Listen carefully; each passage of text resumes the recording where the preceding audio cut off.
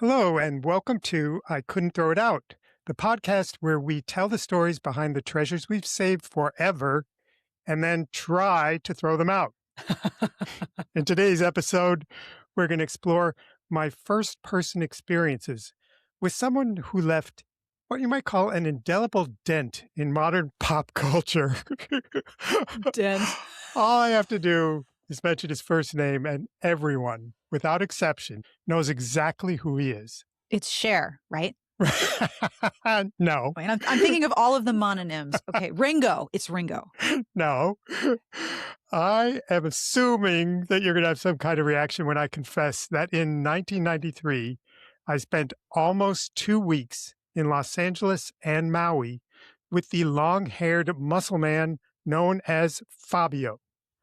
And my reaction is, please tell me every single thing that happened because I want to know very badly what happened. Well, you could tell I have a friend here to help me, and I am feeling very, very lucky that she's here because she has been writing and speaking about romance novels in a truly enlightening way. She launched the very popular podcast that is called Smart Podcast Trashy Books.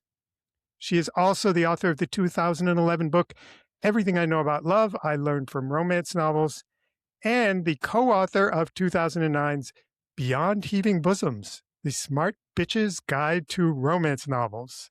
The bosoms. And her podcast has been mentioned twice on Wait, Don't Tell Me. No, I was mentioned twice on Wait, Don't Tell Me. Okay. I was at part of a question twice, and both times I was walking my dog, and I almost walked straight into a tree. I was so shocked. I'm going to walk into a tree to know how famous you are because it's all extremely impressive. So welcome, Sarah Wendell. Thank you so much for having me. I am deeply excited to be here. I am ready. I am riveted, and we have not started yet.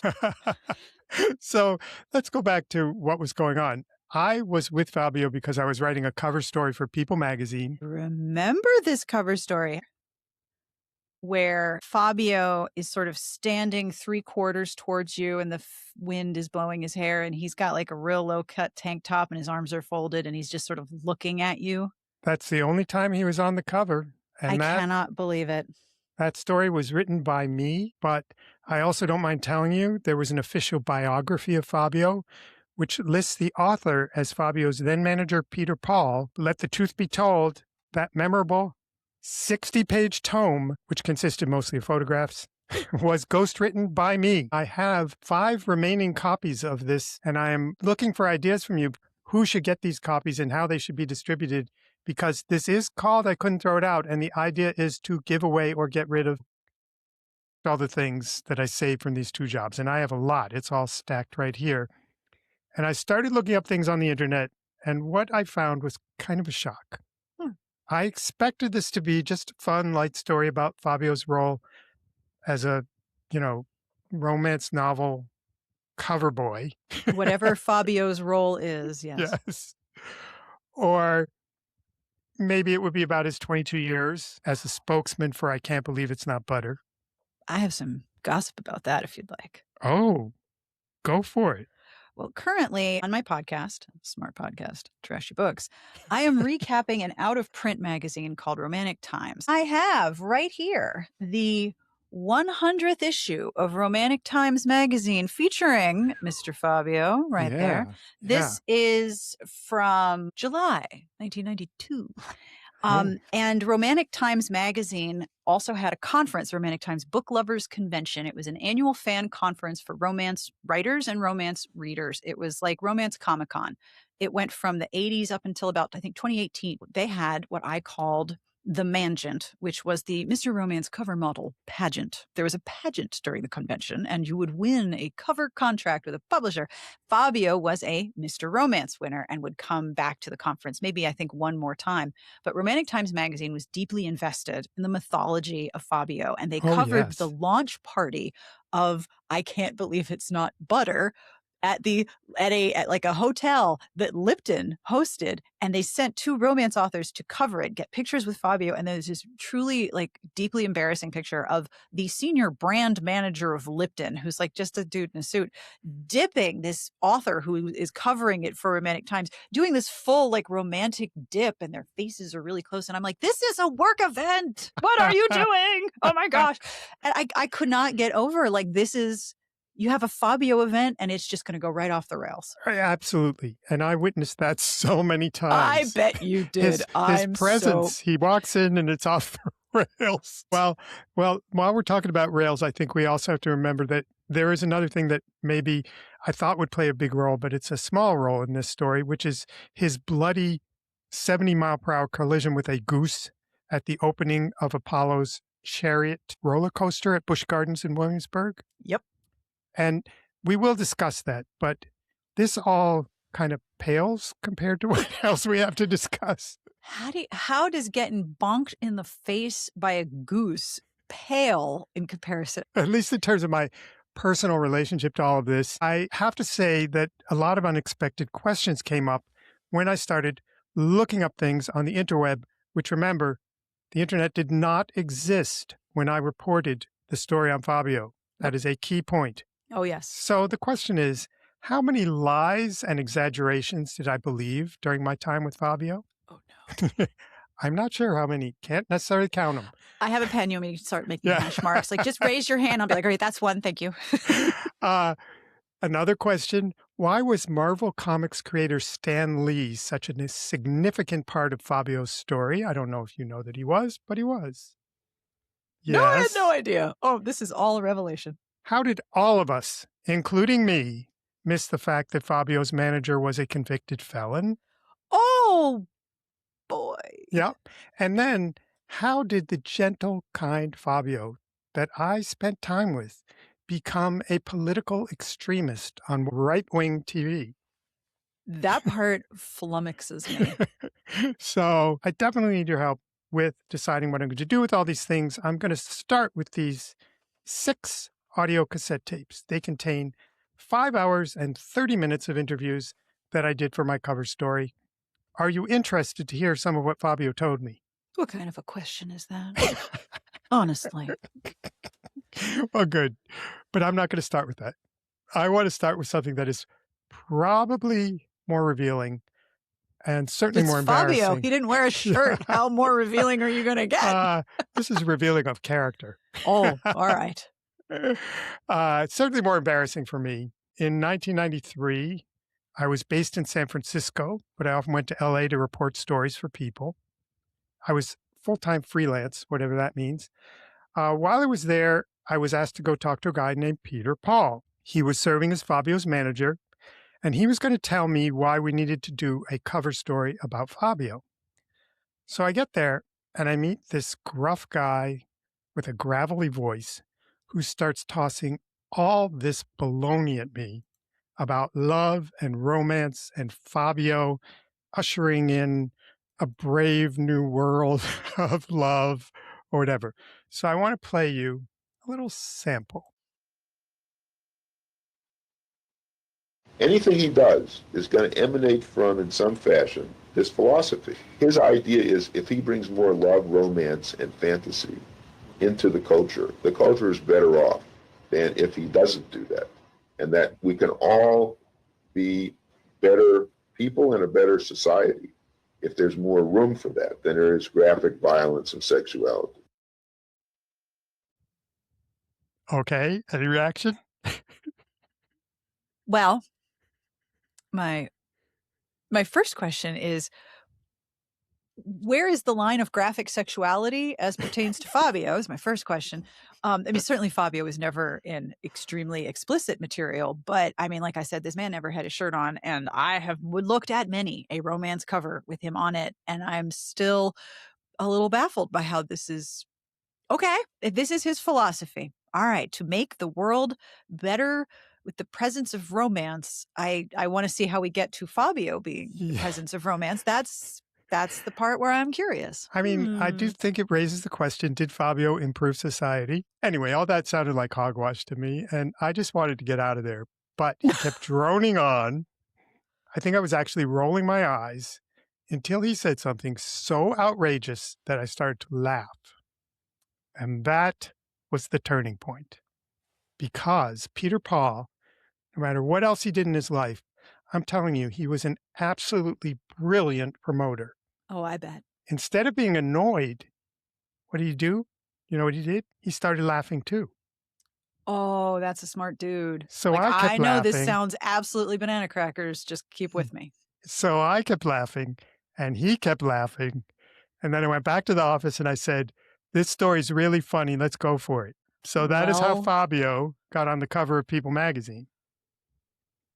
wow. It's Okay. also how I wrote a cover story that would be quoted more than any other words I will ever write in my lifetime. Congratulations. Of course, I could never hope to have the impact that Fabio had by appearing on the cover of romance novels. And Peter Paul explained that to me, and I'd like to just share you a little bit more of what he said.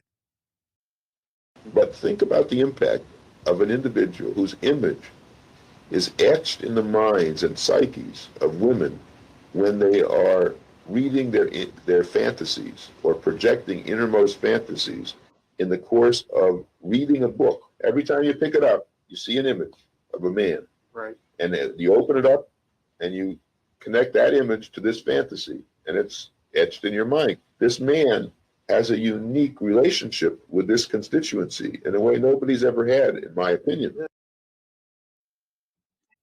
All right. I agree with him there. Mm-hmm. I do agree with him there, although I would like to add a small piece of trivia.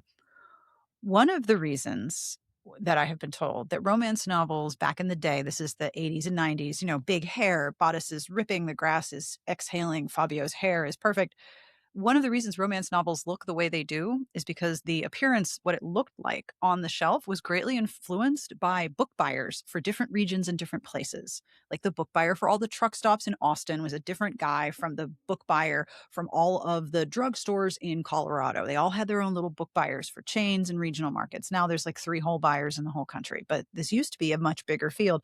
All these people were men, and they had a lot of input into what romance novels looked like. So all of these images of fantasy, well, that's why there's so much big hair and big bosoms, and they're like falling out of their dress. Like all of that was a result of men inputting what they wanted in the books to look like. So eventually, if it works, keep doing it. So this image was largely often dictated by what male book buyers wanted. So this is a very circular Ouroboros of an argument that he is making there. However, he is right that Fabio is one of the most identifiable cover models that is no longer working in romance. Well, that is not deniable. The man had giant square pectoral muscles, and we saw them everywhere. But one of the things they told me again and again is that Fabio appeared at that time, 1993, on more romance novel covers than anyone else. But every time I tried to check this, the numbers kept shifting. We settled for People magazine on 1,300. That's when in my article. But now on Fabio's official website at fabioinc.com, it says he was on 3,000 covers. Do you have a thought about a number that might be accurate? Oh, that seems like a lot of covers. Yeah. I mean, 3,000? But why is it 1,300? Is that possible? Yes, 1,300, I would believe. Okay. Especially because the process, if I remember correctly, for the time, and artists who worked at this time could absolutely correct me. An artist would have a photo shoot of the models, with the fans and the poses, Yes. and then they would take those photos and make oil paintings. Like, for example, I will show you that above my head. That is an oil painting from a romance cover. That is from The Lark and the Dove. And that model is John DeSalvo. Now, John DeSalvo has most definitely been on more covers than Fabio. There is no doubt in my mind that he's been on more. And I believe that he was active as a model much longer.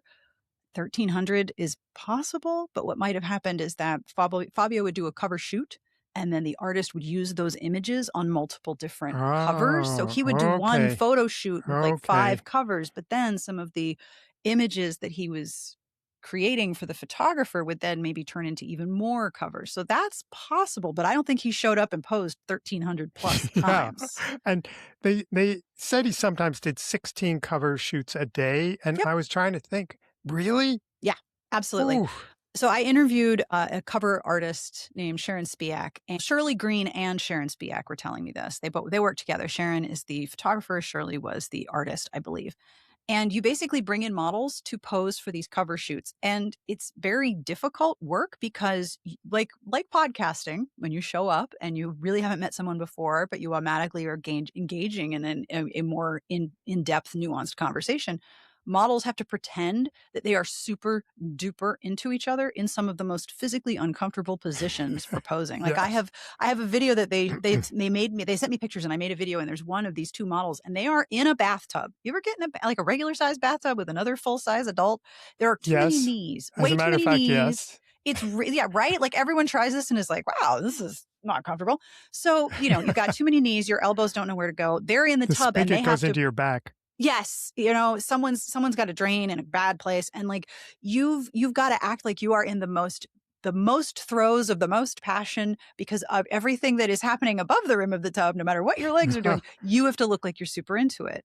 And so they would bring in models, and it'd be like, okay, first you're in the tub, and then you're on the steps, and now you're over here, and they would just shoot them in different costumes, and it was reference photos. So he could go in and shoot 16 different covers all in one Wow. day because it was much more economical to do it that way. Yeah. Okay. Well, So that's how you good get to 16, because it's just like, okay, show up and, now you're a Viking. Okay. Now you're a prince. Okay. Now you're a pirate. How about a pirate? Yeah, let's do that. Like that's how that worked. That's wonderful, because now we found out something they told me was probably true. That is And probably, the 16 that's good to covers in a hear. day. Totally buy it. 3,000 though? Yeah. See that? Well, I didn't have that number. So, his first cover on the front, I believe, was in 1987. His last one was in 1993. According to somebody on Reddit, Fabio did 466 book covers. So there you go, Fabs. It's 466. I don't know where this 3,000 comes from. And I'm honestly more willing to believe somebody on Reddit than I am to believe FabioInc.com. The covers that I think he is most associated with are from Joanna Lindsay, who is a very famous romance author who passed away recently. I think my favorite of hers is Define Not the Heart, because he's sitting on like a purple flowering bush of some kind, and the heroine is got like long dark hair and a really deep V red velvet gown, and he is wearing, I know there's supposed to be some kind of trouser ye oldie historical pants, he's wearing purple tights. Purple tights. I love the purple tights cover. I can't let it go. Well, I can't say I blame you for any of that. Now, another question. They said his presence on the covers caused the books to sell more copies. Is there any proof of that? Do you think that's true? Oof. Well, I don't know if you could find proof of that, because it would mean different publishers reporting all their money, all their numbers compared. And if a Joanna Lindsay book with Fabio is compared to a Joanna Lindsay book without Fabio, well, is the Joanna Lindsay book with Fabio set in a more desirous time period? Or it's really hard to make that quantifiable, but I believe that it would be true for that period of time, for sure. Because it certainly was what Peter Paul said to us. Well, I mean, Peter Paul is a bastion of accurate analysis, it seems. So one thing we have already clearly established, and this is good to get things clear from the start, it is that I could be manipulated. And in case you need any more proof, I have another example. Before reporting this story, I had just written a book about rap music. I went from rap music to Fabio. Okay. And I'm pretty sure that I never mentioned it to Peter Paul. Okay? That's a key point. So here's how he chose to describe romance novels to me because I didn't know much about them. The romance industry is to publishing as rap music is to music, in that anybody can express themselves as an author in romance. So it's a grassroots kind of activity that women have done on their own without formal training. Just like rap music is a grassroots expression in music of attitudes by people who aren't professionally trained in music. Okay. Have you ever heard romance novels compared to rap music before? Never once in my entire life. And I have many decades. No, never heard that one before. Do you think I it's a coincidence that he made that comparison? If he did his homework, then no.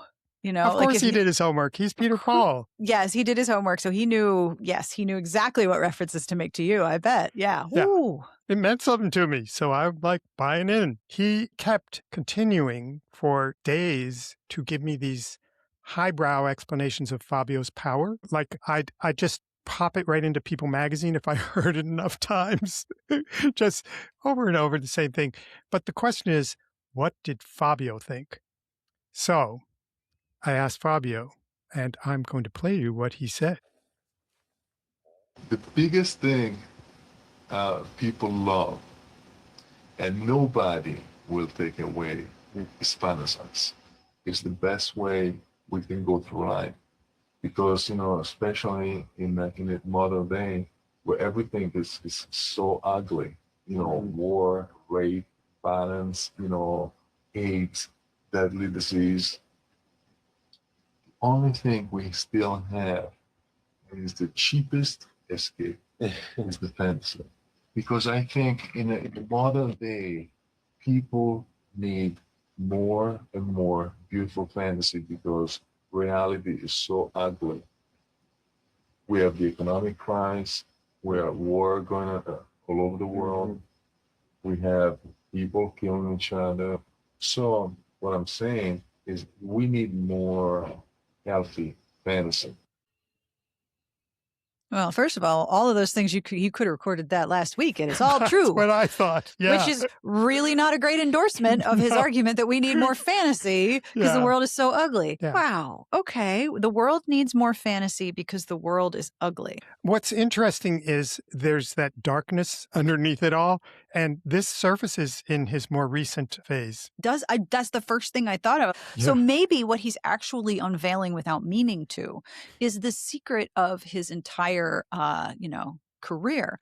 He is effectively doing what most marketers and influencers do now, which is to invent a problem and then sell the solution to a problem that no one had before.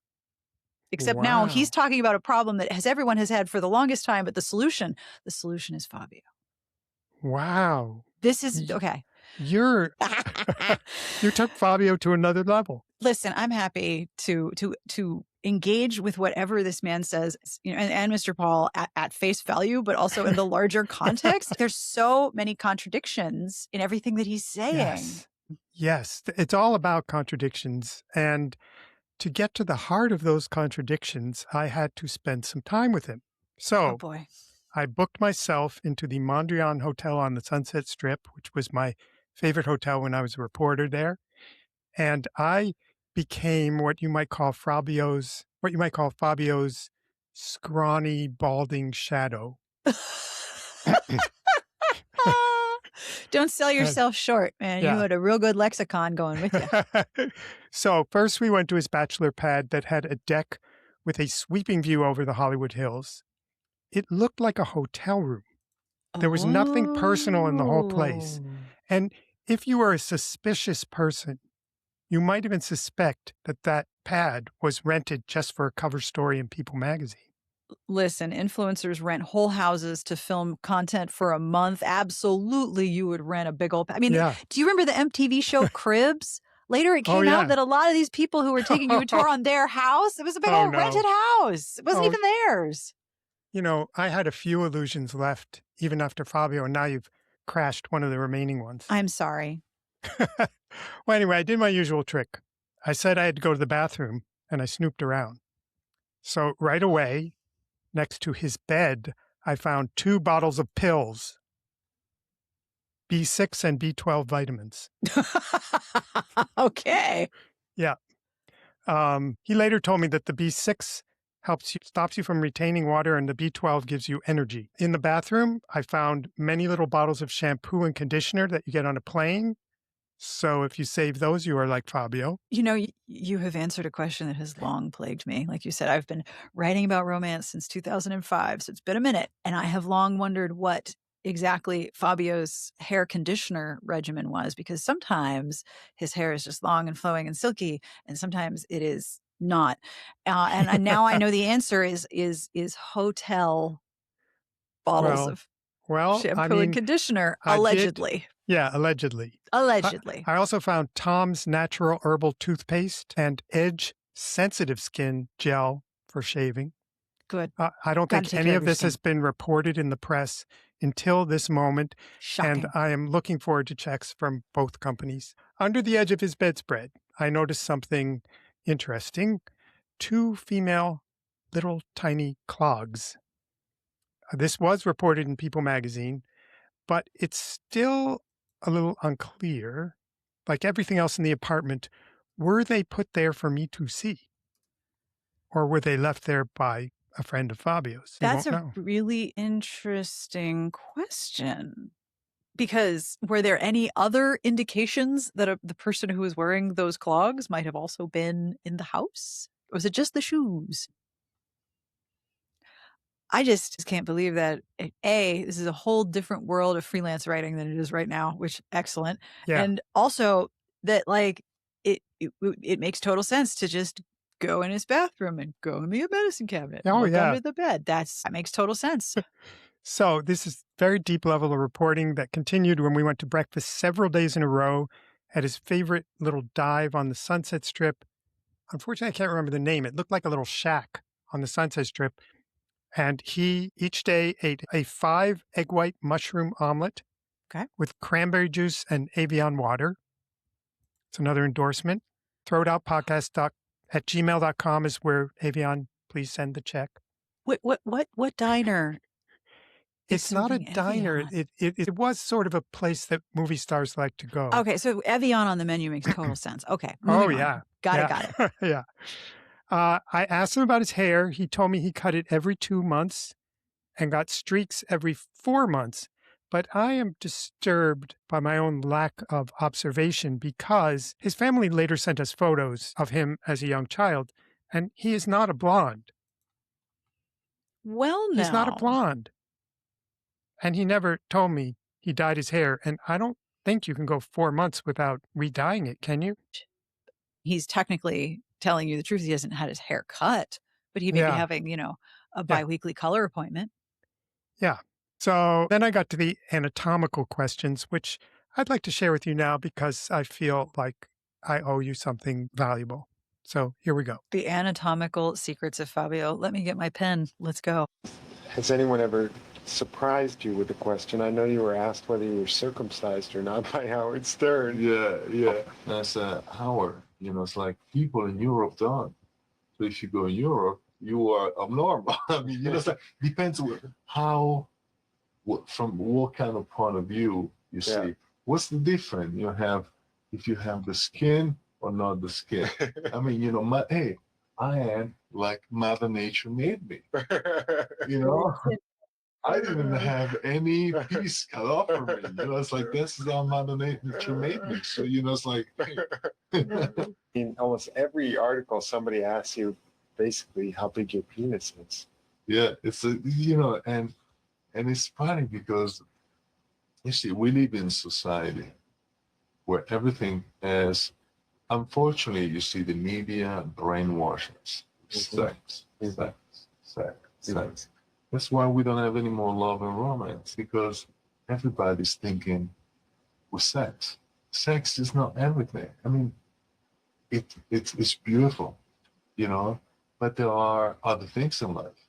You can't always monopolize everything in one section. I mean, always, sex.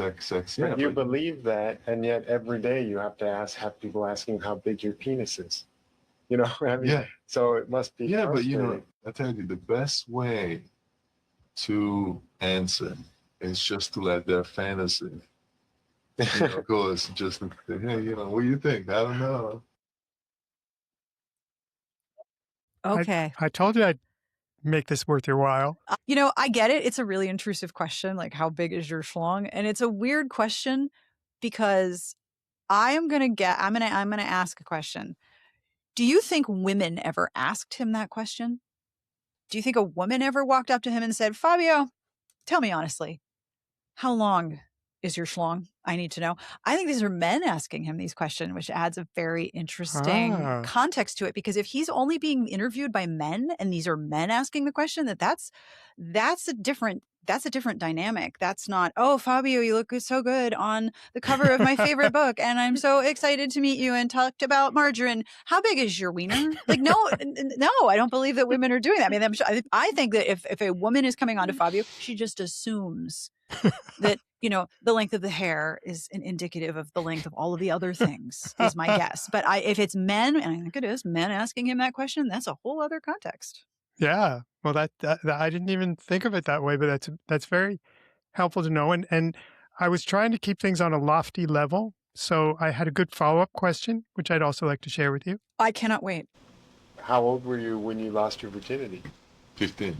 15. And she was 18. Oh. And I was ready. I was ready because I made the first move. And, we just started talking and we just started seeing each other. And, I mean, she was probably very far from beauty, but I was attracted to her. I thought, she had great personality. Yeah. She wasn't very attractive. Somewhere out there is the woman who's like, but I was Fabio's first. And here he is like, yeah, she wasn't even that hot, man. But I was ready. I'm sure you were, sir. You were an 18-year-old male. What's the question here? And it's so interesting that the framework of He was Fabio, 15. She was 18. Okay. Yeah. She wasn't that attractive. Remember, it's very important that he tell you that she's not attractive. Yeah. It is so interesting that the questions about Fabio that are trying to sort of embrace his allure as this romantic figure are focused on his physical virility and his sexual history. It is my fault for highlighting these things. I don't think we can blame it on him. He did No, say we these things to absolutely me, can't.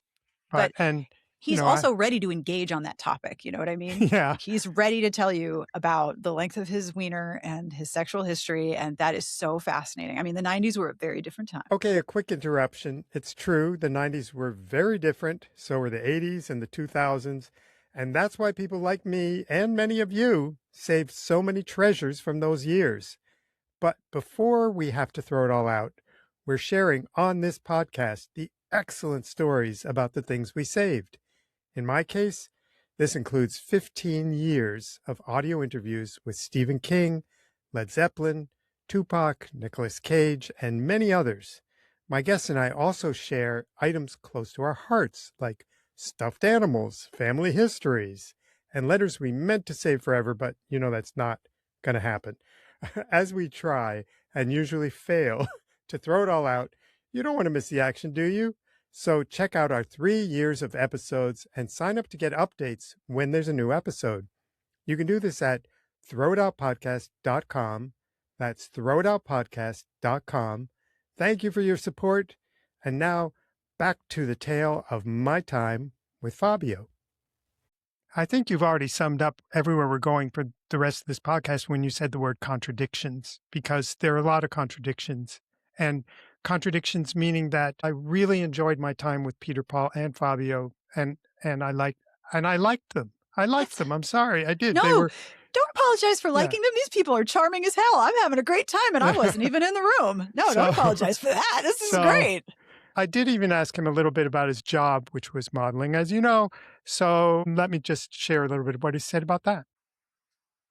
The most direct contact we have through people is the eyes. What's the first thing you have? Eye contact. So starting from there, from that point, what I do, I always try to have eye contact with the people. I always see behind the camera the person open the calendar or the person open the magazine.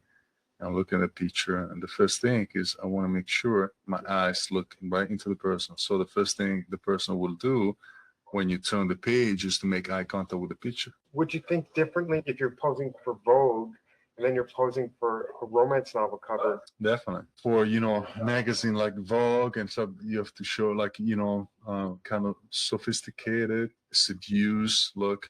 When, a romance cover, you have to look like more passion and aggressive and more, masculine.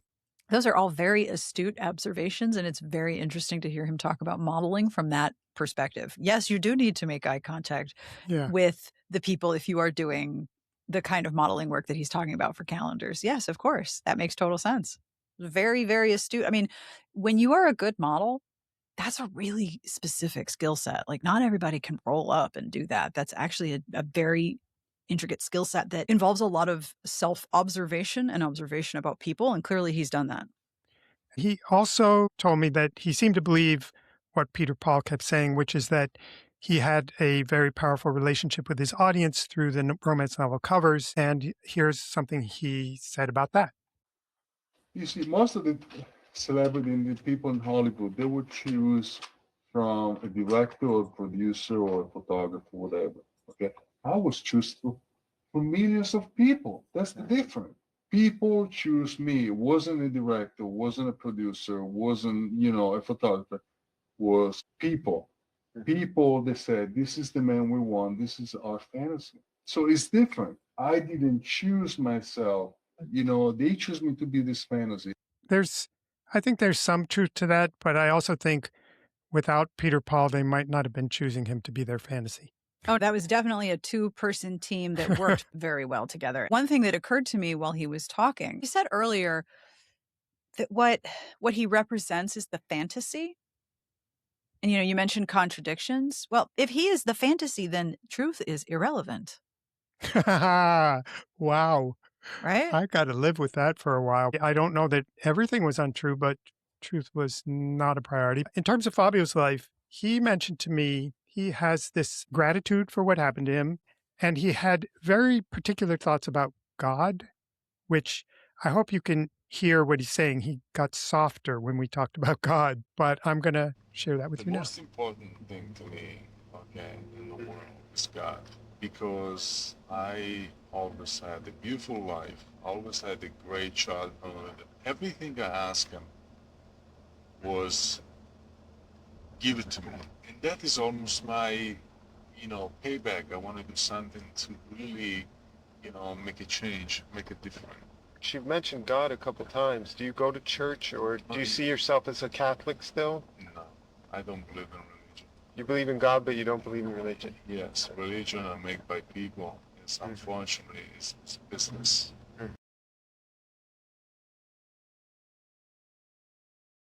Fair enough. Yeah. This is in the 90s, right? He has also predicted the current detachment from organized religion in our society. Yeah. This guy is very, very prescient. He is, and maybe not in always ways he intended, but yes. However, I think my largest contribution with this interview was getting Fabio to address the weirdest contradiction of all, which is that the King of Romance did not have a girlfriend. And which is not to say that he didn't have sex. Later on, when he and I and a lot of other people went to Maui, where he was being photographed for his pinup calendar, we both booked into the Ritz-Carlton. And, Nice. being People magazine reporters, not easy. I had to put up with hardship. But after the night was done and we both went to our rooms at night, I considered it my duty to earn my salary and park myself in the hallway outside his door, where I could not be seen. And at one point, a middle-aged woman who was dressed up like fancy, spangly kind of, and clearly had been drinking, arrived at his door with a half-empty bottle in her hand. She banged on the door, yelling, "Fabio, let me in." And I know that the door opened. I know she went in. I do not know what happened. Maybe nothing happened, but, use your fantasy. Hey, look, she brought the liquor. She was being generous. She had half a bottle to share. I mean, sure. Yeah. So still wonder, why was the King of Romance single? What's not clear to me, he did ultimately discuss it with a lot of people. But there's some evidence that I was the first one to get a certain angle on it, because what he told me tends to get picked up by other places. So here is the revelation. If my best friend was a woman who was hot for you, I would say, don't go for him because he'll cheat on you. And what do you say to me when I say that? Well, you see, because people don't know me enough. I know myself enough, and I know if I fall in love with a person, I will not cheat on that person. And I think I know I can be faithful. Have you had relationships where you were able to be faithful for a long time? 4 years. 4 years? I was pretty faithful until the end. Put it this way, okay, just to give you an example, I really liked my girlfriend, my ex-girlfriend, and was a beautiful relationship, was great, and I screw up, stupid, I was stupid, I cheated on her. She found out, and the relationship fell apart. And you see what I'm saying is when you miss respect for your partner, when something is broken, it's broken. You try to put it together, you try to, but it's always you try to put together pieces. And it's very hard because I love that girl and I loved her. And was very hard because I'm looking back and I said why I did. I ruined something beautiful for, fooling around. That's why I'm not going to make the same mistake twice. You have a large opportunity to fool around. I understand most of the men, they would love to be at my place. Their dream to have all the women they want. And all I want is just one woman, a special one. It's interesting, well, that's all you want, but I'm not blind, I have ears, I have eyes. You've definitely had several women since, or at least 2 women since I met you. And probably a lot more than that. But also you have to understand, I was free. I wasn't, I didn't like anybody in particular. With these women that you've slept with lately, I'm just curious. You said to me that honesty is very important to you.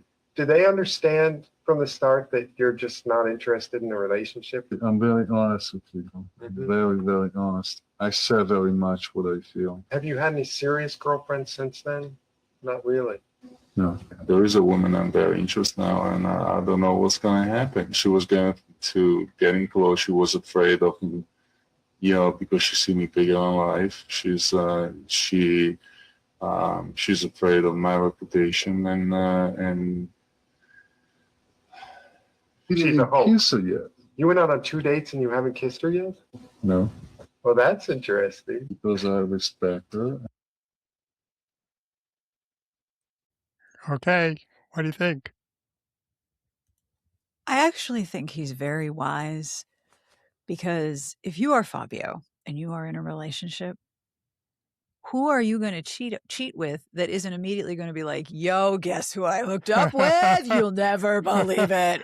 Like, especially after we get out of the 90s into like the social media era and the internet era and the advent of like, back then, as I'm sure you recognize as a freelancer, back then, any entertainment media was controlled. Your publicist had a role. You were only going to be in a certain number of publications and you had deals and agreements with these publications. Like some celebrities always go to People. Some celebrities would go to, In Style or some other magazine. There was control. There were only a limited number of media outlets. Once you get to the celebrity gossip blogging area, that man had no privacy whatsoever. Yeah. So I actually think it's really smart of him to be like, who, how can I cheat? I'm literally 6 feet tall and I'm Fabio. How? I cannot get away with that. There's no chance, even in the 90s. Fabio's very unique. I read something recently from him. He's still unmarried and he's still talking about that woman. And that seems to me odd. I mean, it's decades later.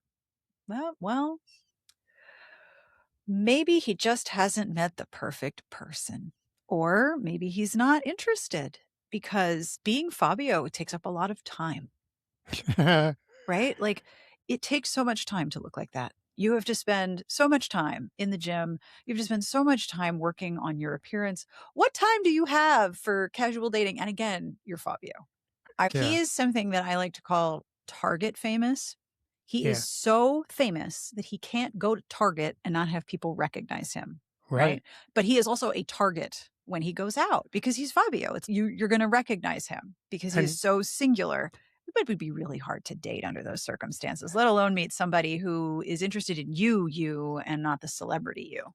And another thing in his favor is that he felt a responsibility every time he went out to be nice to fans. He signed many autographs every day. All I could observe was him being super nice to people. Oh, yeah. So when we went out, he was a lot of fun. And we rode around LA in a limousine and then stopped at all these appointments that Peter Paul set up for us. At one point, we drove up to a studio lot. Peter says there's someone that Fabio should meet. So a woman comes out, gets in the limo, sits there with us, like in the parking lot.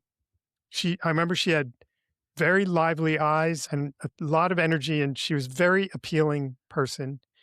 And I had no idea who she was, but we had a great time talking with her. And then she got out and went back inside. And the next year, she had a sitcom called Ellen, and it was Ellen DeGeneres. Oh, my goodness. Yeah, that was life with Fabio.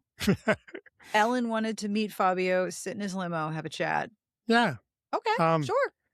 We also went to a taping of a talk show called John and Lisa with John Tesh and Lisa Gibbons. John Tesh and Lisa Gibbons. So when we walk in, the energy increases. And Fabio always had a line ready to get people in the romance mood. I wrote down that he said to Lisa, "I'm always envious of John because he's working with the sexiest, hottest woman in the industry," which was probably not an accurate statement. And then he said to her, "If you weren't married, I'd be knocking on your door in a heartbeat." Oh, bless his little heart. Yeah. I think he's probably used that line before, though. Well, I mean, that is the shtick of Fabio, right? Right. Like, he is a brand and a role and an icon, and he has to hold that up every day. Sounds exhausting. And everything was about sexual innuendo. It's so funny because they say graphic sexuality is bad, but everything was sexual innuendos. One of the stops, we met a photographer who had a special piece of jewelry. So Fabio said, "I love your stone." She said, "Isn't it wonderful? It protects me from virile men." And he replied, "You need a bigger one." Oh, he's quick.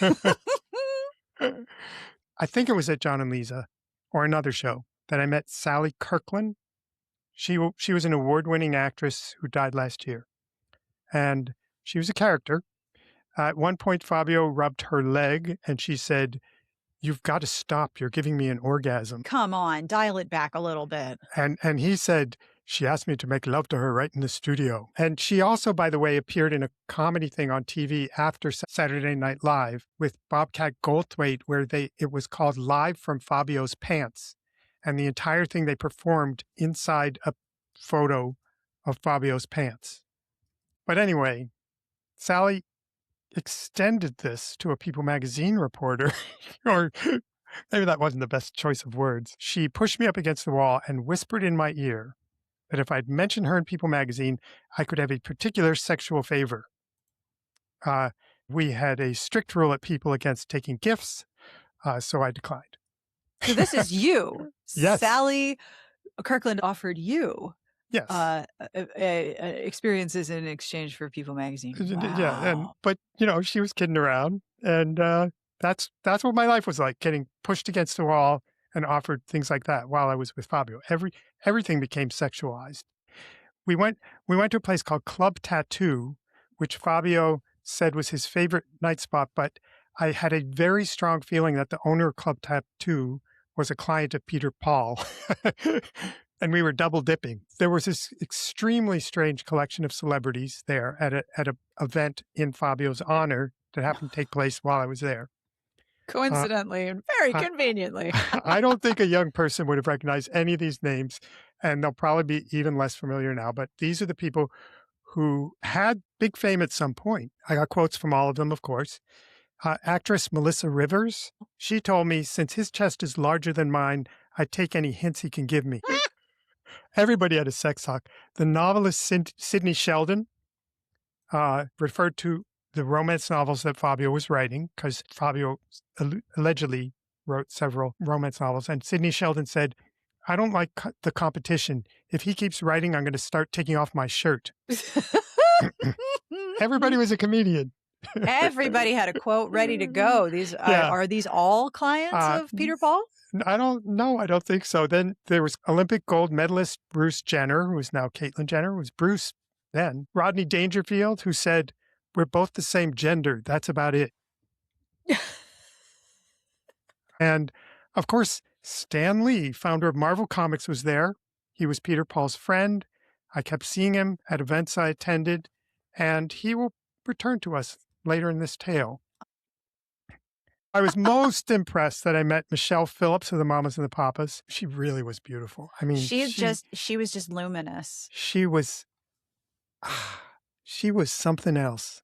And she had an ironic take on things. She said, it's the body, those ripples. It makes you want to reach out and see if it's real.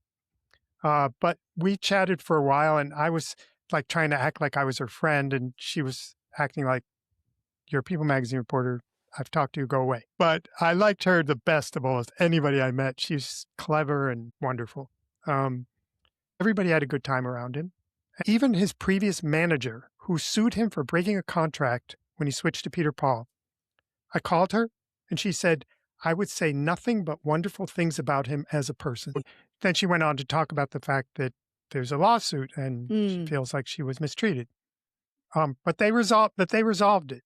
The fact that Fabio was nice to be around, and he worked hard to tell people the things they wanted to hear, the way he did with me. At one point, he was describing his family to me, his Catholic, wealthy Italian family. And he said, like Jewish family, we all want to be together. He and Peter Paul figured out my religion, and there were many references to it, just like rap music. But let's start how he and Peter Paul got together, which is in 1991, when he was at the height of modeling for romance novels. Fabio had a dream of being a Marvel Comics superhero. He wanted to play Thor in a movie. This is something that I don't believe ever happened, but it was a dream. I mean, it's on brand. Yeah. So his roommate at the time was Richard Franklin, and this is the person that Peter Paul credited, so that's why I'm talking about him. He was very famous for a 6,500-foot bachelor pad in the Hollywood Hills that included a disco, a dancing studio with a pole, a casino room, and a cave grotto with a hot tub and a waterfall. Richard was a photographer. He used extreme colored lighting to create special effects. He never used Photoshop or anything, and those images, you cannot believe that they were done without some manipulation, but he somehow set them up so they look that way. And many of his photos at that time showed very beautiful women in extreme poses, wearing minimal clothing and interesting lighting. I'm only bringing this up because Fabio especially became female fantasy, but his roommate at that time specialized, I would say, in male fantasy. Richard happened to be the son of a British corporate raider who was very wealthy and who knew Peter Paul, and Peter Paul knew Stan Lee of Marvel Comics, so Richard introduced Fabio and Peter. Peter decided Fabio didn't have the background to become an actor yet, so he would set him up in every type of media so he could not be ignored. Rhonda, the previous manager, already had Fabio doing a calendar, but Peter went in every other direction. And you name it, they did it. He decided, first of all, that Fabio should record a CD, a musical CD called Fabio After Dark, one of the items that I have here. It includes songs by Dionne Warwick, Billy Ocean, Barry White. But in between the songs, Fabio talks about romance over background music. And Fabio even recorded a song called When Somebody Loves Somebody. And I'm guessing you might like to hear just a few seconds of that, which is all I want to play you. So hold on. I couldn't get a good night's sleep thinking about this night. I guess I fell in love at first sight. Before I knew it, there she was, right in front of me. I don't know if that counts as singing. I think he might be rapping. Oh, yeah. Once again, Fabio was on the forefront. Spoken word poetry. There you go. This is one thing that I may not be able to give away because my wife, Cindy, loves it so much, not necessarily for the romance, but because if she ever needs to laugh, it is there for her. And I called Peter and Fabio on this particular aspect of the humor, and here's what they had to say. Now, I told Peter that my honest opinion, which is I think the record's kind of hokey. Listen, you think when you're in love, you're the regular Michael? You act silly, right? You act corny. you call the girl funny names But like what? baby and Honey, boo boo. and boo. Now what's If Yeah. you take yourself when you're with your girlfriend Yeah. and you listen and say, "Oh my God, I'm an idiot," I sound like an idiot. When you say that to me, I draw a conclusion that you have a little bit of sense of humor about playing the role of America or the world's romance hero. Listen, when you can make fun of yourself, it means you are the most secure person. The hardest thing is to make fun of yourself. Basically, of course, you have to have some fun. This is the entertainment business. You cannot take yourself too seriously. Somebody who's playing a Rambo, okay, you cannot go in a restaurant in public life and play a Rambo. Is Rambo on a screen? Mm-hmm. Do you understand? I am Mr. Romance or whatever you want to call me, in the public eye. But of course, when I'm going around, I'm Fabio. I'm a regular guy. There is some things the media, build up around you. You lead the media to it. Well, because I'm a very romantic person. It's like I love romance. The biggest dream in my life is to find my twin soul. I tell you something. Entertainment always sold fantasy to people because what the world will be without fantasy. We need escape from reality. I mean, people need desperately fantasy too. You're selling them a good one. This is a pair of people who are masters at branding. Here's the thing that is so astonishing listening to the two of them talk. They are creating a meme. Fabio is like a meme. They are creating a meme in real time before memes were a thing. Along those lines, another key element was the Fabio phone line. Listeners yes. paid by the minute. $1.99 a minute, baby. You get to hear Fabio's. Talk about different romantic topics. Or you could leave a message and enter a contest to have Fabio call you back. Here's a little sample. Oh, this is going to make me cringe. Hi, this is Fabio, live from the world of romance. Thank you for calling my Fabio hotline at 1-900-90-FABIO. $1.99 per minute, sponsored by Visionistics. You must be 18 or over. If you do not wish to incur these charges, please hang up now. If you are calling from a rotary phone, please hold on and you'll hear Fabio's innermost views on romance, men and women, and much more. Please, make your selection now. Fabio, what kind of woman really attracts you? I love a woman that's sexy and gentle. Just the way she looks at me can give me chills. I think that women are the most beautiful gift from God to a man. A woman that has charisma and sex appeal, it's very, very exciting to me. Well, okay. Those are some words. I put out a lot of $1.99s because I went and I clicked everything on there and taped all of them. That clicking in the background was me trying to type what he was saying for my notes. Transcribing Fabio at $1.99 a minute. Oh, there was other stuff, too much even to list. There was the Fabio fitness books and Fabio fitness tapes. Oh, the Fabio fitness video is a gift. It's just, the outfits alone are so 90s. It's perfect. But, they had grand plans that did not all come to fruition because he was supposed to become a major film star. They kept talking along the lines of Errol Flynn, which did not happen. He was supposed to be part of a plan to name a U.S. city the romance capital of America and build a romance mansion where Fabio would preside. And here are a few details about that. Love and romance. Love is the most powerful force in the universe, and romance is a fantasy. And so why not provide a venue for this fantasy to be realized? I know that the house is going to be, I think you said, imbued with his spirit or something. Will he be required to be there? Why not? He'll be visiting, and there'll be a theater there. Once in a while he might perform there, but generally the nature of the performances will be romantic. Let's just, focus on what's happening in our society that supports love and romance. Where do you go to get into that kind of a feeling? If you can create a little kind of a a resort area that's based on a romance fantasy, as opposed to a Disneyland or Universal Studios where adults can get together and feel romantic. Why not? When you talk about a project like this, you're talking about somebody making a huge investment. Well, we've got the And land, we have the developer. the land's already been bought.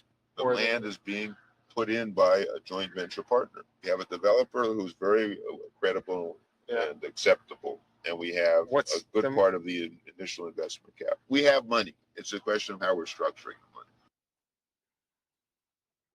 I want to know if there were city council meetings about this and are they recorded? Because I really want to listen to Well, those. there is no romance mansion. There is no so romance mansion. that didn't happen. I just want to point something out that occurred to me while I was listening to the two of them describe, their romance fantasy land. Yeah. This is a bunch of men determining what is romantic and what is a woman's fantasy. I haven't heard them yet asking a woman about this. They are making a lot of assumptions about what women find as fantasy, but I don't see any women inputting in this world. Peter did address that with me and saying, like, we are acting on the things we learned from women, the women who support Fabio. And they are hearing from some women, a bunch of women in their inner circle. So they're hearing from Fabio fans about what Fabio fans want from Fabio. Yes. And so they are the spokespeople for what's romantic fantasy. Yes. And even though some of the things didn't happen, all these things we've discussed got Fabio on so many TV shows. Oh, yeah. And in so many articles. And it got him a fan base that, there's evidence that they existed. And here's one fan talking about what she witnessed. Because I've never seen grown women act Yes. like this. And I'm not talking 20 years old, 70-year-old Yeah. women running up and, hanging on him and anything just to touch his shirt, whatever, and to pay money to pose with him so that they would dress up like they were on a romance novel. Right. And he'd pose with them. Yeah. I kept looking at this and thinking, this has got to be the most bizarre thing I've ever seen in my life. So, Fabio Mania. One of the women who left a message on the phone line was Tina Jakes, who eventually helped create and run the Fabio fan club. I was going to say, I know that name. Yeah, and I loved talking with her. I thought she was really delightful. I want to play a few things from her, if it's okay, but here's something she told me about their friendship. And I was talking with his manager on the phone one morning about the newsletter. He called in, got on the other line, and he called me back. And he and I ended up staying on the phone that morning 2.5 hours. What did you talk about? Everything. Romance? Well, you name it, we talked about it. We talked about everything. When I came off that phone, it was like I had known this person forever. Wow. And after that, we ended up talking on the phone daily, an hour, 2 hours at a time. Daily? Pretty much so. For how long? For several months. Jumping into his mind, why do you think he needed to do that? Well, because there's just, like I say, he's got this certain magic about him, and there's a special rapport there. Right. It's like meeting somebody and feeling like you've known them for all time, or you knew them a long, long time ago. And it's just a very special friendship, and it's where I feel almost like this man is my best friend. And if I've got a problem, I can call him up and say, Fabio, I've got a problem. Have you ever done that? Oh, yeah. Like what kind of problems have you discussed with him? A little bit of everything. If I'm having a particularly bad day and I'm feeling down, and I weighed close to 260 pounds, and I've lost close to 100 pounds since I met him. Did you tell him that before you met him? Did he know?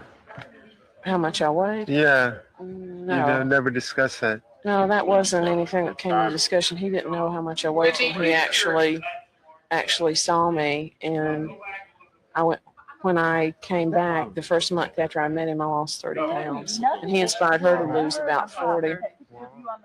Are you continuing to lose weight now? Yeah, I sure am. Wow. He inspired me to go into the gym. I work out 2 hours a day, 5 days a week. You do? Yeah. Oh, Fabio is clearly such a charming individual. Like you mentioned it, that like hanging out with him is fun, that he's entertaining, that he wants to connect with you. This person he and his manager are like, they are born marketers. And the product is Fabio. And the icon is, it's really fascinating to listen to this huge, incredible collection of people who are all like, yep, that's how he is. He's just the greatest guy who's ever existed, and he's super personable, and he's my personal friend. Wow. Yeah. And You mean you're going to have to be that charming if you want to be Fabio. And she the did a role. great job of describing his charm in some ways as good as anybody. So I'm going to play you just a little more. Oh, yes. How do you explain the Fabio phenomenon? Fabio has got a very special magic about him that was last seen in the matinee idols of the 30s and 40s. It's something that you don't see in actors today, but he has that very special romantic magic to him that appeals to women. Fabio is very surprising. When I first met him, I had the preconceived notion, because he was a good-looking man, that there was going to be no substance. But once I met him, I found out that he was almost 100% every bit like the heroes in the books. Very much a man. He is very polite, he's very respectful, and he knows how to treat a lady like a lady.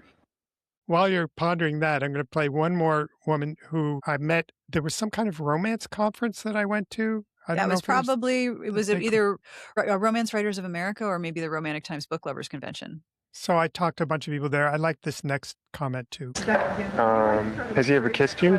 I'm a chick. And does your husband have any? I'm very happy, and my husband finds it all very amusing. And I asked him once, aren't you jealous? And he said, of what? A guy that can't afford a shirt or a haircut?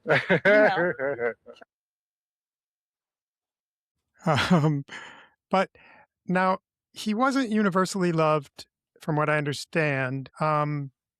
Peter Paul had arranged for Fabio to get this book deal for writing his own romance novels, which were actually ghostwritten. But he got a 6-figure advance, and I think that some writers objected to that advance. How much might a romance author, even a famous one, earn from a particular book? Can they earn 6 figures? A 6-figure advance for a major star, totally normal. I mean, there's 7-figure deals sometimes, even now. And I can see why that would cause people to be very put out that he's getting a 6-figure advance for writing, which is not something he has indicated that is one of his things to do. I can totally understand why romance writers and the community of romance writers felt that was a bit too far and predatory behavior from him into their industry. Yeah. I asked him about the protest, and here's what he responded. Some of these women, they did to get some publicity for themselves, and I don't blame them. One of the biggest protester, her best-selling books, I was on her cover. So it was a funny situation. Of course, there's always going to be jealous people. More you go higher in life, and more you're going to have some of the people that are going to be jealous. But I'm very comfortable with people because most of the people like me. So I always look in a positive way. I'm always going to be a few people jealous, and there is nothing you can do to change these people. My best advice to them is to concentrate more, focusing more on their career instead of worrying what everybody else is doing. Do you think they had a legitimate gripe? I mean, is it unfair that you got a bigger advance? Put it this way, there is many ways to go from point A to point B in life. Everybody have to work hard to go from one point to another in life. Nobody give you anything for free. It's not like you walk in the street and people throw money at you. You have to pay your dues. Yeah. Okay? Some people pay their dues in different fields. I pay my dues in the modeling field. Some other people pay their dues in their writing field. I mean, I can see his argument. Don't agree, but I can see his argument. I mean, anyway, it was a cogent response. It is a cogent response. I agree. It's also, think about, you're an author, you're in a genre that makes money and it's popular, but it's always very deeply disrespected.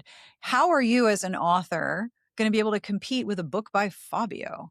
Yeah. That's a really difficult position to be in for everyone involved. So I can understand people being pissed, and I can understand his answer. I Well- don't know that modeling experience is the same as writing experience. I don't think those two are a one-to-one corollary. I should have gone to modeling school and my writing career would have been wow. In any case, part of People Magazine is I'm always asking, who could I talk to about you? And he told me about a friend named Amy who is a veterinarian that he met when he brought his dogs in, and they stayed friends. And I've recently seen other interviews in the past 10 years anyway, where she was quoted again. She is just a friend. And it's just interesting that Fabio, with all his talk about women in love, when you ask to talk to a friend, he sends you to a woman who is not a romantic partner. And here's what Amy had to say about him. Fabio's very intelligent. He likes hanging around with people he can talk about things with. When the Gulf War was going on, we would talk about that. He was very, very well informed. He used to watch the news a lot. He could talk about almost anything. He even, enjoyed talking politics. When the presidential election was going on, we talked about that. It's amazing. Some people would think that, he's going to be just such a jerk. He's not. He's very personable. Most people really enjoy him. So that's a positive angle. Given these quotes and given the context in which you've offered them, he seems to be cultivating relationships with people that exist on an intellectual or conversational level. Like he just wants to talk to people about like what Tina Jake's saying. Oh, we talk about everything. We talk about all the things. Like he's their gabbing buddy on the phone back when, you had the headset receiver and you had your shoulder up and you had the curly cord that went like 2 rooms away. Yeah. Like that's who they're hanging out chatting on the phone with. Well, it's bifurcated. He has sexual relationships, it seems pretty clear. And then he has friendship relationships and he isn't able to synthesize them. They do seem to be very separate groups. Also, there's something a little bit there where they're talking about politics, and we know where he ultimately went with politics, which is a little bit nervous making. But I want to point out I don't want to skip over this. He had generous feelings in him. He told me about a homeless person that he brought into the grocery store, said, fill up your cart and go to the checkout and I will cover whatever you buy. He also was proud. He called them bums, but he said, I always help the bums. And he said something funny, which was like, and this is my money. It's not tax deductible. But he said there was an article in LA Magazine about the homeless men on the streets and that it started out, the first word of the article was, Fabio always helps us. There is charity, there is kindness, but there is an element of ego to it. If you are the one doing it and you are like, I pick you, now you're going grocery shopping because I am here to provide. I appreciate the gesture. I think it's a kind thing to do to that person. But also, if you have all of this money, you could make a much larger impact giving that to a food bank. You give them money, they can make that dollar do incredible things. Like you could have filled 500 grocery carts if you donated to a food bank. Yes. And skipping ahead again, which we can't resist doing, he now claims to have 31 sports cars, and he said he had over 300 dirt bikes. Oh. Trade those in and feed a lot of people, and go ahead, keep 3 sports cars, 3 really expensive sports cars. But I want to play this little clip when I asked him about his gay following. I called a friend and I said, well, you probably don't know who Fabio is. And he said, all gay men know who Fabio is. Are you aware of that? Oh, yeah, all the time. Really? Yeah, all the time. They're very nice. They're very nice to me. They're always, very supporting of my career. They always have something nice to say. Well, I tell you something, the world is beautiful because it's colorful. Who am I to judge other people? Always kind of bother me when people always make judge about other people. Because, nobody's perfect. The world is beautiful because, we have a lot of color. We have different people. If everybody was thinking like me or like Peter or like you, the world would be, would be boring. People think in a different way, and I respect, the way they think, as far as if they don't hurt anybody else. It's such a contrast. I love this world full of color. It's better if we're all different. And then you look at where he is right now politically, and it's like, that's not something you actually practice or say out loud with your face now. What happened? Well, moving on, I do think I have something that people might not know because I was with him so much. Every time the crowds went away and we were alone, it was like one of those blow-up characters you put on your front lawn during the holidays. The air went out and he fell flat on the lawn. He was exhausted often. Oh, Michael, I'm so tired. So tired. Almost every day, I'd go back to rest in the afternoon. engaging with the public and always telling people what they want and then Exhausting. being observant enough to figure out what's the line that's going to get the laugh, what's the line that's going to connect with this total stranger who wants to touch my hair. Like, Yeah. that is exhausting. Right. And if it can be believed, he told me that he once appeared on 14 talk shows in 5 days, and he did 7 magazine interviews in the same week. I believe it. Because if you've got a manager like his, you're going to strike when the iron is hot, and then you're going to keep the iron hot as long as you possibly can, which means more media. And at one point he told me, I barely have time to eat.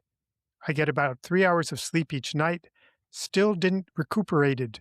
I said to Peter, if you take one more booking, I'm going to kill you. Yep. But while we were in LA, I was doing everything he was doing, Mm-hmm. but I wasn't that tired. And I was 36 at the time, and he was supposedly 32. Supposedly. Yes. And that's when we get to another one of the little mistruths. I have it on tape. He told me his birth year was 1961, but he was actually born in 1959. And he was 34, which I guess was an age that was too old for Fabio to be. What was funny is that every time I asked him for dates, like I was always like, what year did you arrive in New York? What year did you do this? What year did you do that? He had so much trouble, and I realized it was the math. He was calculating everything so that it would deal with this different birthday, because he couldn't be 18 when he did X or Y. When we went to Hawaii to photograph his calendar, he was doing all these sensual poses and really looking comfortable, as you said, but it was not comfortable. At one point he said it was so cold and the wind was blowing water on me, and he was given red thongs to wear, and he told me it's killing my feet. And for one shot, he was holding shamrock macaws, which are colorful birds, and one scratched his eye. Privately, he said to me, I came over here and they tried to create my fantasies in a calendar. And I was like, I'm working my butt off. Well, then my fantasy was a nightmare. I don't want to remember my fantasies anymore. It's all the facade with a great deal of discomfort underneath. So the photos were being shot by Lynn Goldsmith, who's a very fine celebrity photographer. And I heard her keep saying to him during the shooting, you're happy, Fabio, you're happy. And when it was done, someone asked if there would be another shot. And Fabio said, if there is, it's with a gun. I can't take it anymore. Oh, goodness, buddy. The one thing I haven't mentioned to you so far, which of course I had to get for People magazine, was the story of his past.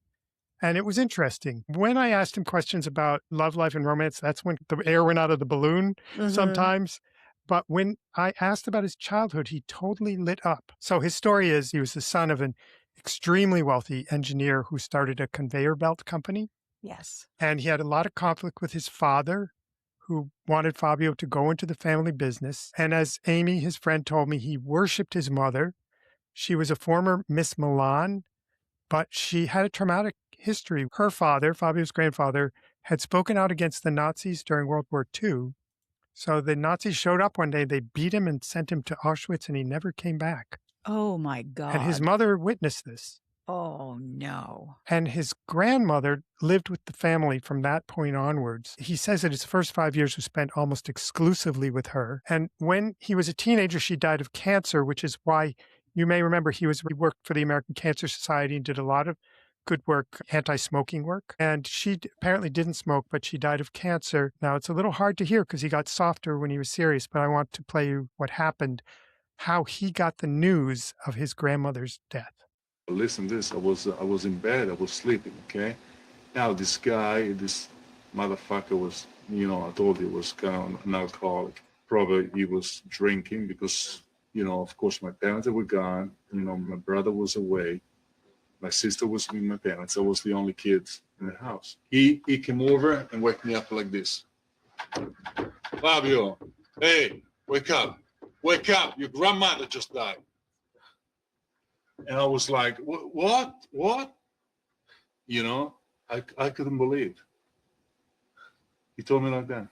And, I got into a physical fight with him like a week later because I was so, shocked the way he told me. It was hard because it was the biggest shock I had in my life. And, I cried for months. But, there are some things, it's like, when you're a kid, when you're a boy, you never forget. And I remember when I went to the cemetery and, I was crying and my mom was there. And when they started burying her.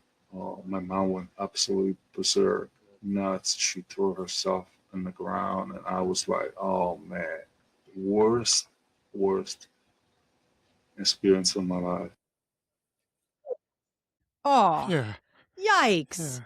I should have explained to you that the person who woke him up was employed by the family. The family had a lot of employees who worked in their home. They had a big staff. And Yeah. they had a staff. Mm-hmm. And that guy was fired. That's a story where you really feel it. And around the same time, Fabio started acting out a lot. He got in his head that the U.S. was the only place he wanted to live. While he was visiting the U.S., he ran away from his family and had a friend in Houston and went and stayed with the friend. And nobody knew where he was, supposedly. Oh, my goodness. And when he returned to Milan, he was constantly in trouble at school. And this is something he was actually quite happy to remember, so I'll share that with you. I used to change about 2 or 3 colleges a year. Oh. Because I get kicked out from every single one. You got kicked out when? 14. Around the time you started your modeling career. Yeah. What was it you were doing wrong? I was very hyper, so I couldn't, it's like, Yeah. just sit down and listen to the lesson, always, picking on the guy in front of me or the little girl beside me, So they always kick me out.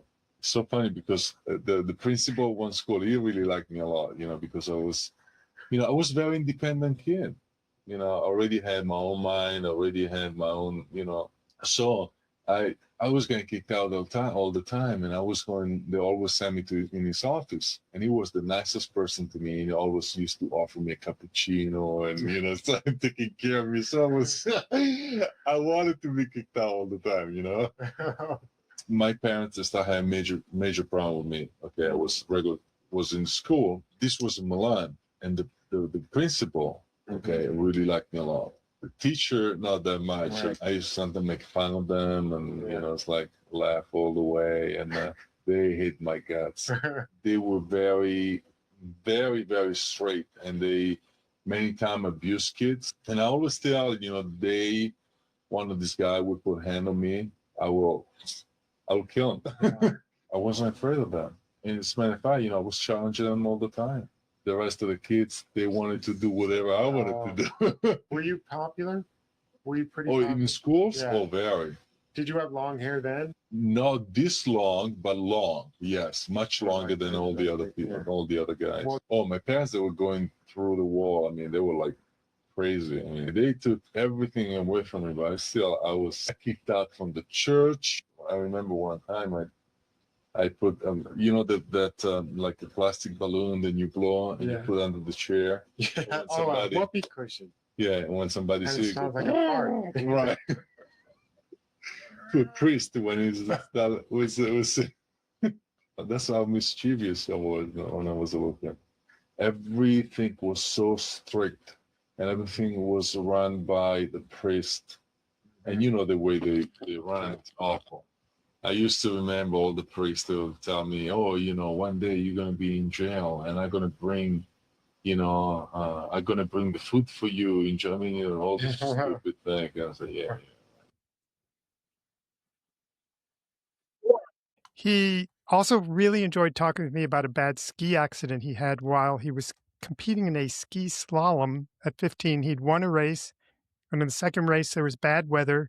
He fell, he got a bad break, and he talked to me for like 11 minutes about that. And as part of his recovery, he started lifting weights.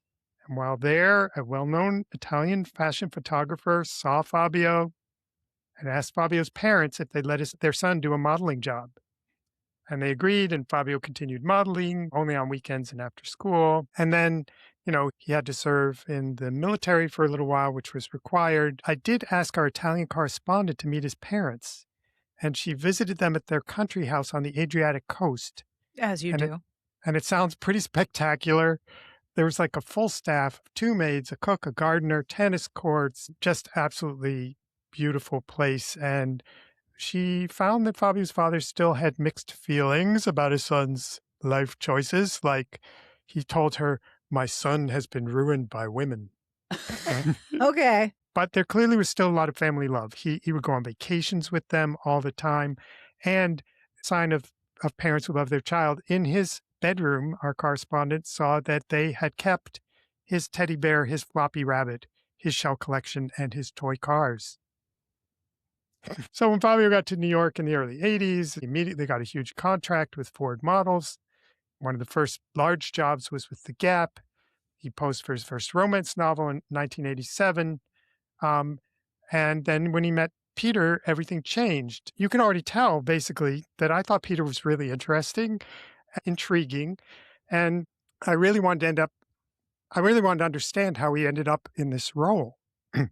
So he told me that he wanted to keep the focus of the article on Fabio, and here's what he said.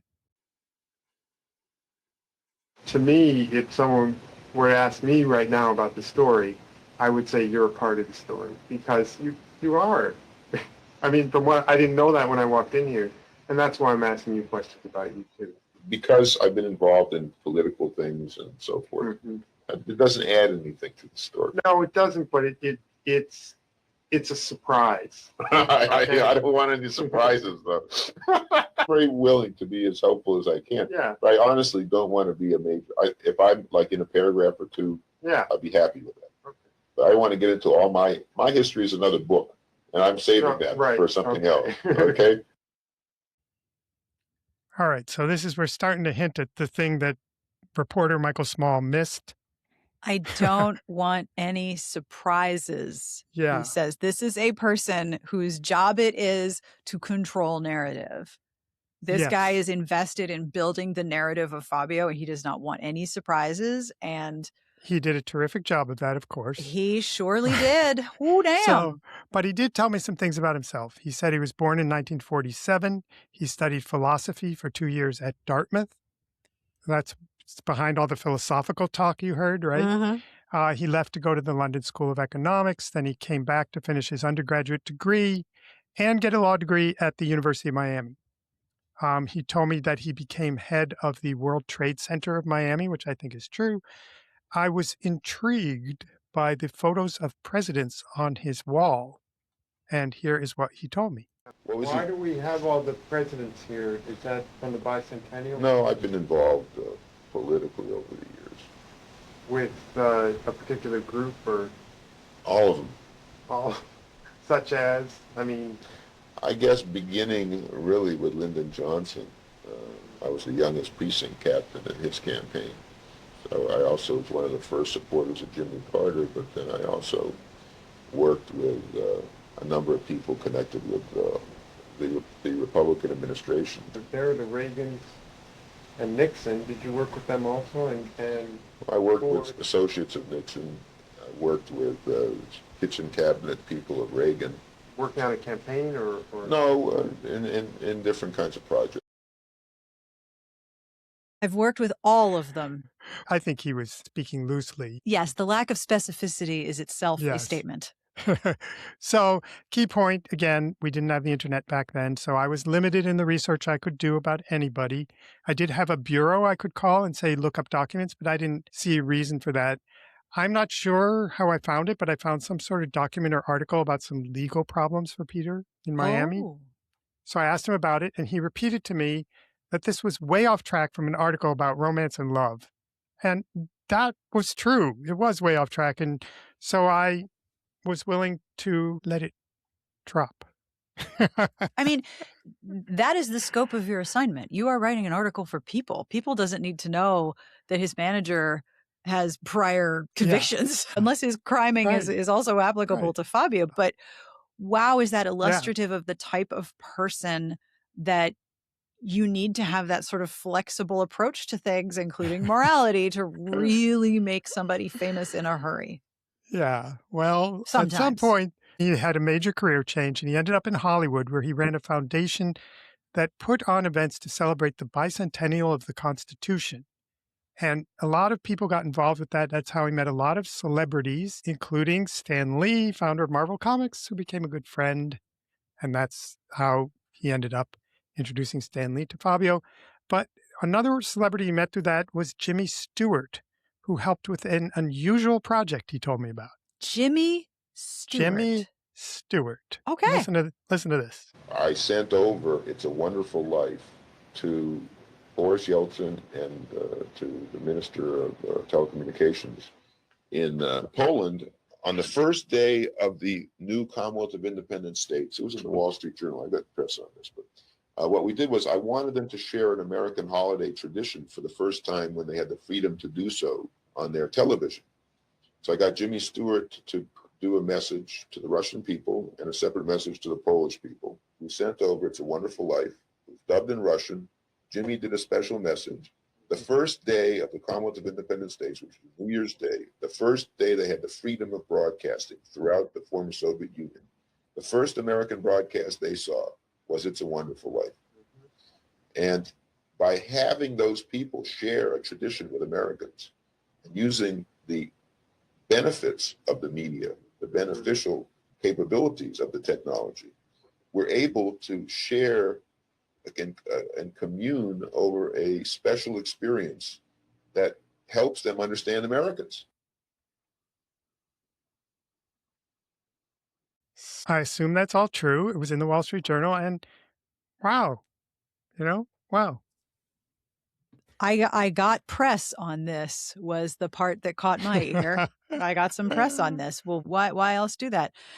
This guy is a big thinker. Like, he thinks very broadly about reach and impact. Like these people are born marketers. And Fabio was the next new thing. This is where I talked to them about their relationship, and their entire lives were intertwined every minute. And here's what they said about that. More different people can you find than Fabio and me?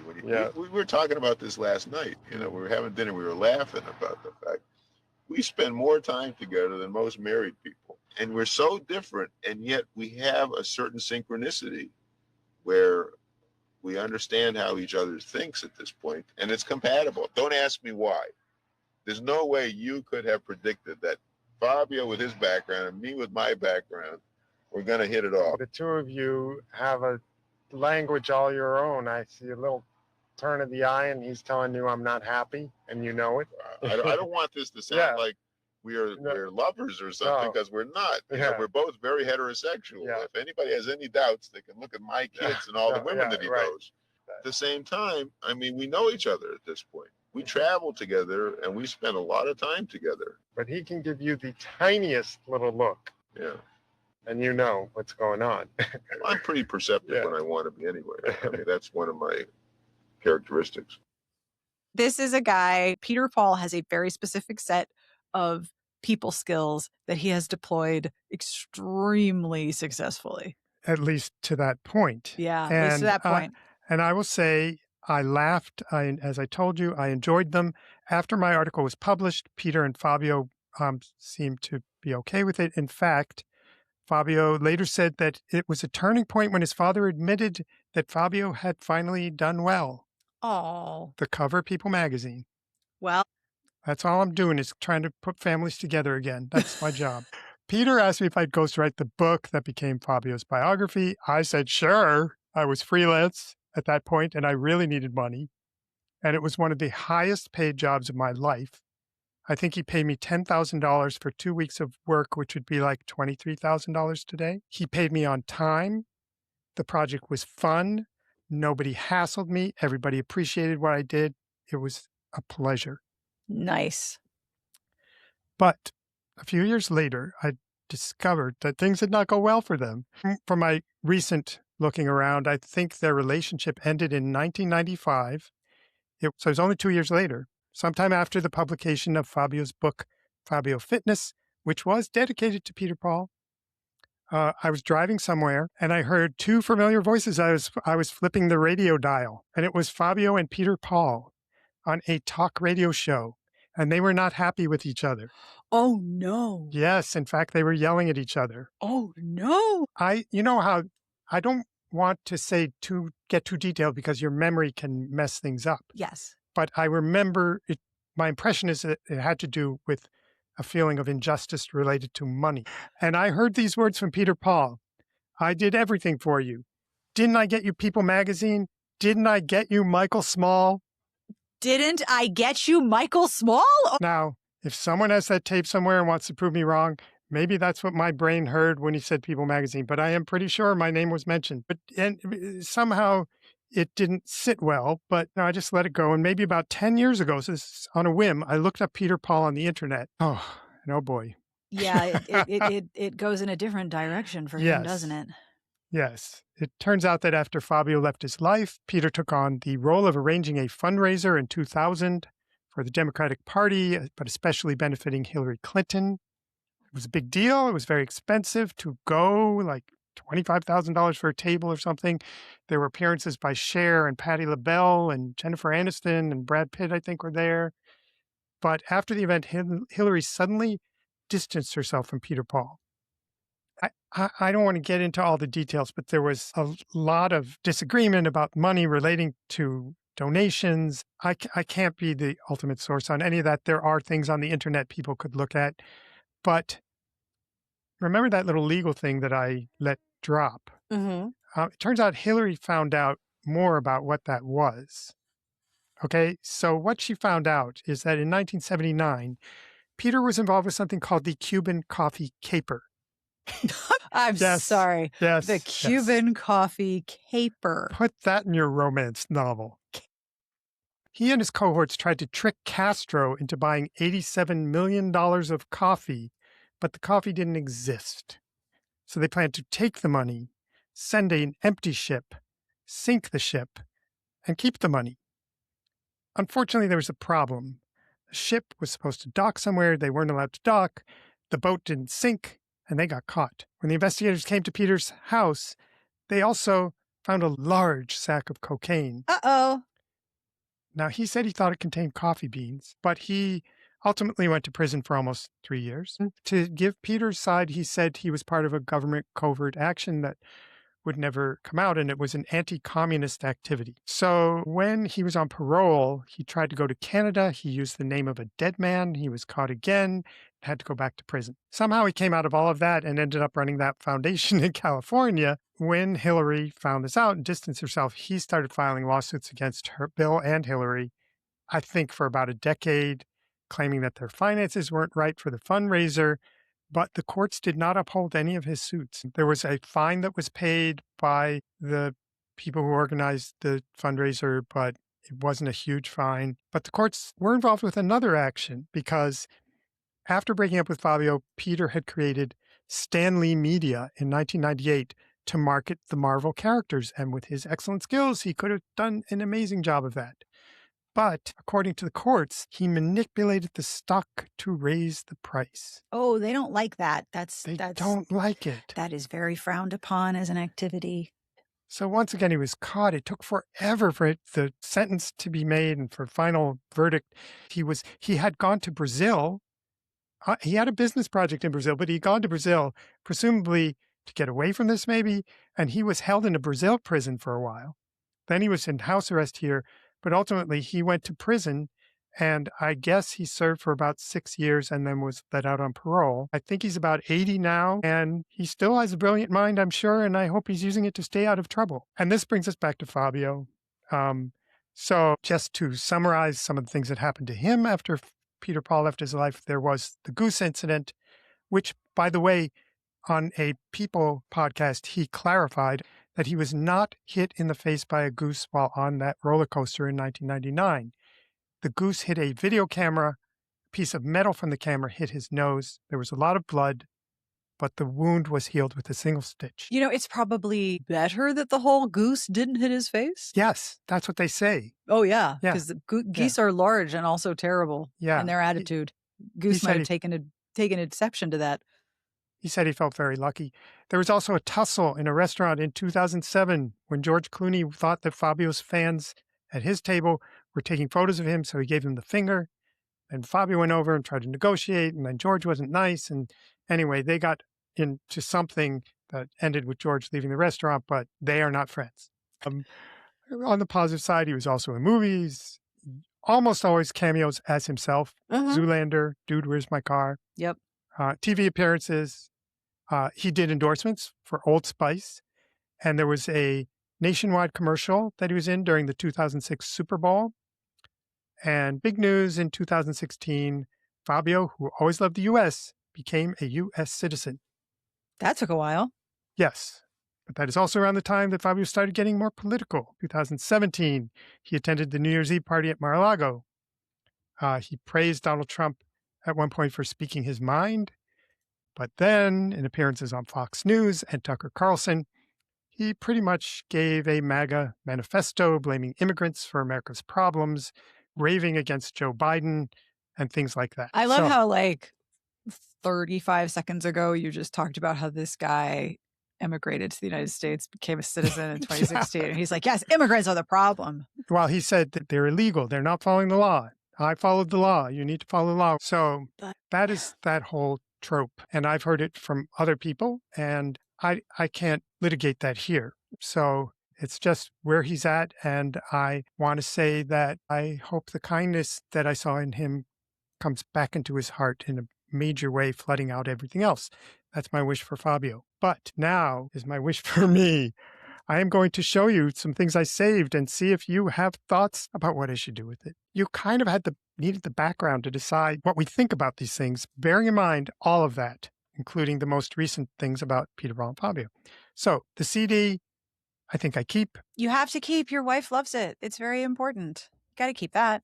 5 copies of the wonderful biography. Can you think of any type of giveaway we can offer?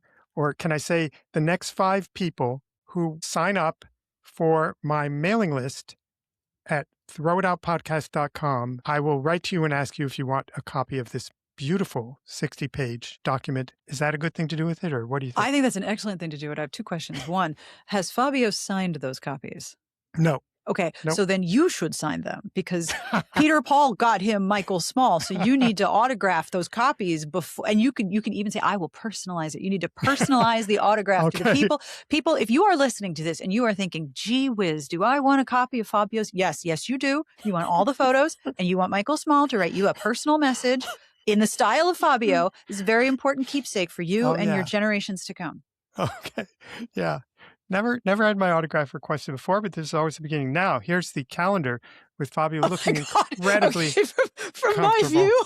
Oh my goodness. On the camera, all I see is Fabio's eyes coming up. Hello, Fabio. We know he wasn't necessarily comfortable during these photos, but now the problem is that we used this as our calendar from 1995, so I can't really give it away. The internet says that you can reuse that calendar in 2034. So if you hold on to it, all the days will match up and you can relive the bounty of Fabio looking uncomfortable in photos.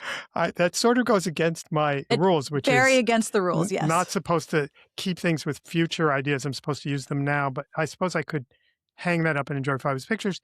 How about the publisher's sheet for Pirate, where the one sheet, it says, even the hardened heart of Italian privateer Marco Glaviano is touched by the sight of an innocent orphan 12-year-old trapped in the clutches of evil Spanish pirates. Oh, boy. Which sounds kind of good, but there is a superb podcast called Reformed Rakes. Oh, yes, I am aware, and they are amazing. They did a 2-part series where they did 4 hours of talking about Fabio, and it was fascinating. And one of the things they said was this book was boring. I think I should save the copy of People magazine that Fabio was on the cover because it was my biggest story ever. Is part of the rules that you're allowed to sell things? Well, I could sell it, sure. Okay, because, old issues of People magazine go for, $20, $25.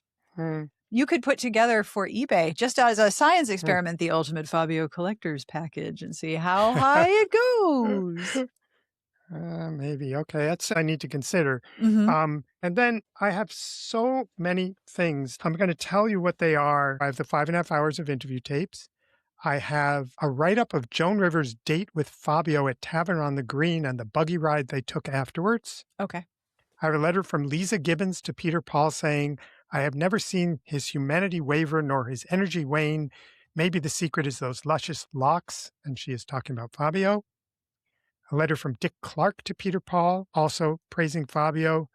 A copy of the lawsuit by Rhonda Gaynor, his former manager, against marketing person Peter, Paul, and Fabio. A copy of The Gentle Conqueror, the fan club newsletter from December 1992. Oh, okay. I know exactly what you should do with all this. Yeah. What else do you have?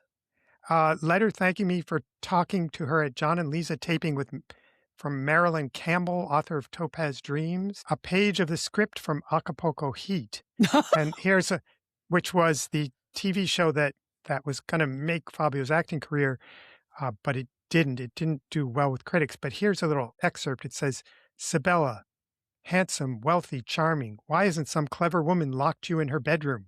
Claudio, because she hasn't found the key. Oh, my gosh. That was Claudio, played by Fabio. And so what was your idea? You need to reach out to Bowling Green University's Brown Popular Culture Library with a full inventory of what you have and ask if they would like you to donate that to their collection.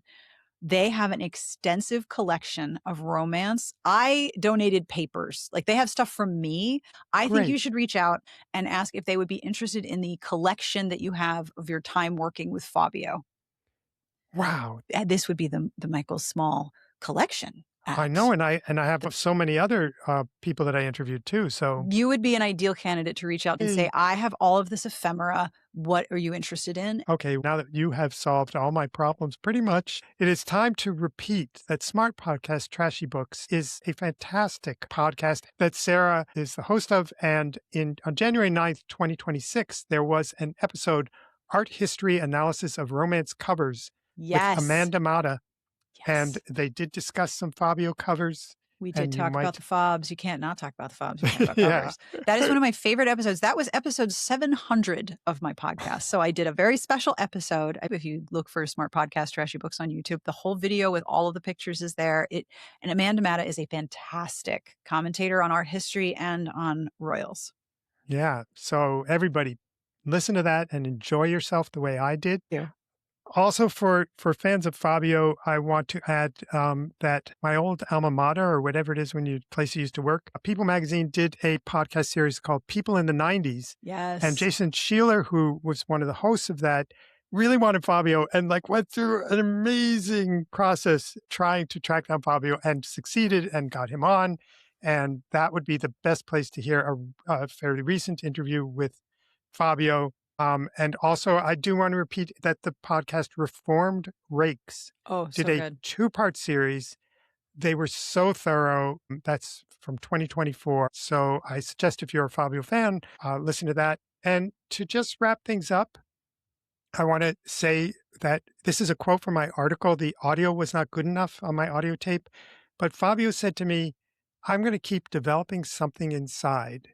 That way, when I'm 60, I'm not going to be one of those people who try all the plastic surgery and be ridiculous. I'm going to say, I expressed myself, and now I'm a happy man. And borrowing from Fabio's on phone line, I just want to play you. Thank you for calling, and I hope to hear from you really soon. Sure thing, Fobs. Whatever you say. Sarah, thank you so much. I had so much fun. Everybody, please, we really need people to sign up for our newsletter. And you can do that at throwitoutpodcast.com. You'll also get to hear previous episodes with Led Zeppelin, Joni Mitchell, Kiefer Sutherland, and all kinds of other people who might interest you, as well as episodes just about throwing things out that all of us save to do better about getting rid of these things. So thank you so much. And bye, Sarah. Bye-bye. Look up that stairway to my big attic. Am I a hoarder or am I a fanatic? Decades of stories, memories stacked. There is a redolence of some irrelevant facts. Oh, I couldn't throw it out. To scream and shout. It all seems so unjust, but still I know I must. Before I turn to dust, I've got to throw it out. Before I turn to dust, I've got